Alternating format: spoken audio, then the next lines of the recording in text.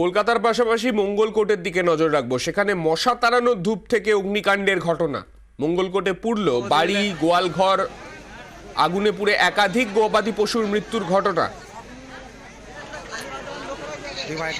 দমকলের চেষ্টায় আগুন নিয়ন্ত্রণে আসে, তবে এই ঘটনায় বেশ কিছু গবাদি পশুর মৃত্যু হয়েছে, যেটা এখনো পর্যন্ত জানা যাচ্ছে। স্থানীয় সূত্রে যেটা দাবি যে বাড়িতে একটি মশা মারার ধূপ থেকে আগুন লাগে এবং তারপরেই এই অগ্নিকাণ্ড ভয়াবহ আকার ধারণ করে।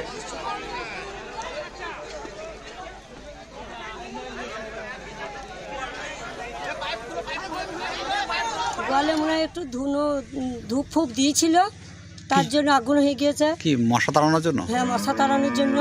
কটা গোয়াল বাড়িতে আগুন লেগেছে? দুটো গোয়াল একবারে সঙ্গে সঙ্গে পুড়ে গিয়েছে। বাছুর ছিল, ছাগল ছিল, খাসি ছিল আমাদের। আপনার কটা ছাগল ছিল? আমার 7টা ছাগল ছিল। ওই গোয়ালেই বাঁধা? হ্যাঁ, গোয়ালে বাঁধা আছে। ছেলেটা ঢুকতে চাইছিল, আমি ঢুকতে দিতে পারলো না, যে তোরাও মরে, আগুন ধপ ধপ করে পড়ছে, এখন পুড়ে মরে যাবে বাবা, যাসি না। ঘুমোনো অবস্থায় আগুন, তো আপনারা তো বুঝতে পারছেন, কিছু বার করতে পারিনি।